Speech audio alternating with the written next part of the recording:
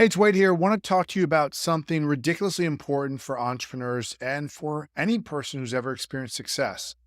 There is this thing that can happen where we get success and then we get an expectation that more success is coming, and we get really hard on ourselves. We get really hard on the people around us. We get really hard on life. Our expectations go through the roof. And all of a sudden, what was really fun, what was enjoyable, isn't so enjoyable. This is the same sort of phenomenon that happens with athletes or world-class performers. They win a championship, they get a role, they get nominated for something, they win an award, and they're so excited, and then they get it. That's it. That's all there is. What's next? Okay, let's go again. Let's go, let's go, let's go. And the difference is the first time we're doing something, it's kind of like the first time you fall in love with somebody and you don't know what to expect. And you're just excited if they give you back attention, if they're nice to you, if they talk to you, whatever it is, you're just like, this is awesome. And then you get used to that, well, this person likes me. So now, of course, they always like me, or they did something nice for you. Now they always do something for you. And this is the sort of thing we do to ourselves. And so this success of ours, this ability for us to create an outcome that we desire can become a trap if it's something that we begin to expect, to demand from ourselves, and even more so, it can become very monotonous. So what I would suggest to you is this idea of perfectionism. You might have heard this before, that another way to look at it is it's imperfectionism. And that's the idea of somebody saying, rather than me looking about what's perfect with what's going on, I'm going to find what's imperfect. So I'm going to call it perfectionism, but perfectionism would focus on what's perfect, right? So if there were 99 things right, a true perfectionist would say 99 things are right. 99 things are perfect. That's 99 out of 100. That's awesome. But an imperfectionist will say, ha, whew, I found one. There's one. I know it's not big, but it's one, and I found it. Let me tell you, it's almost like watching the news for like the bad stuff that happens. Like, I found this one thing. It's so horrible. It's so unbelievable.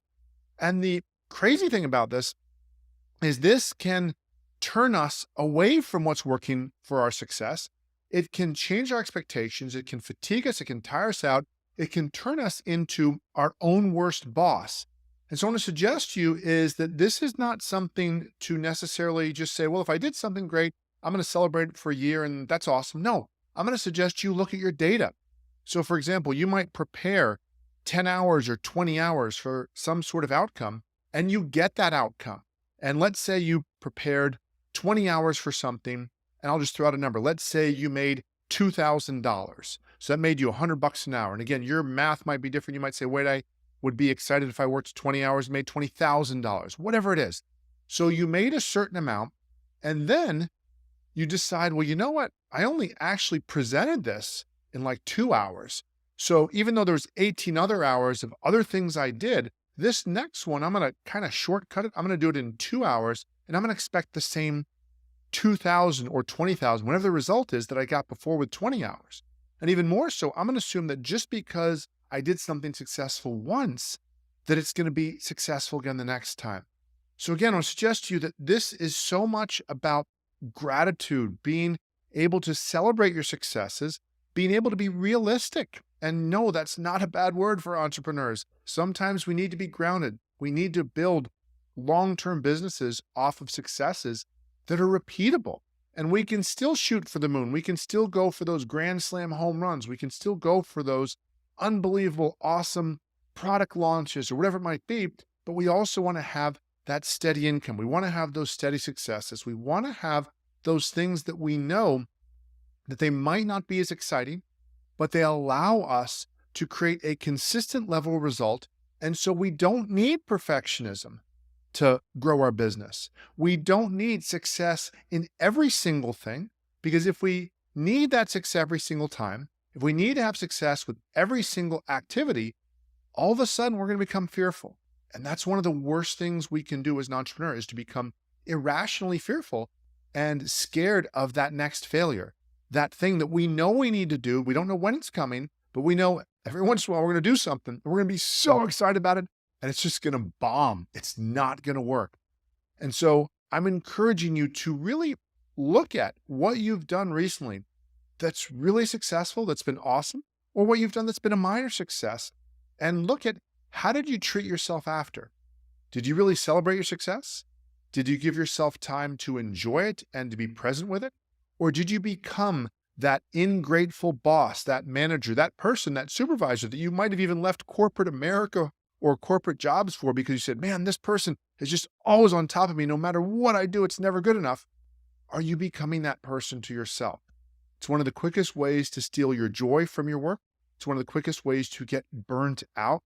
And it's also a quick way to start making foolish decisions, expecting that everything needs to be this raging success, and then starting to take bigger risks and bigger gambles on things that don't need to happen, when the key to a steady business, a key to a lifestyle that allows you to enjoy family and friends and life outside of work and allows you to do the work you most enjoy, is that sometimes you're going to do work that's not the most exciting.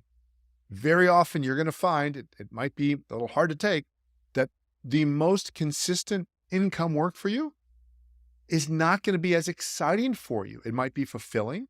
It might feel really competent because you're so good at it, because you've done it so many times. That's why you're so good. That's why you're so consistent. That's why you can charge so much.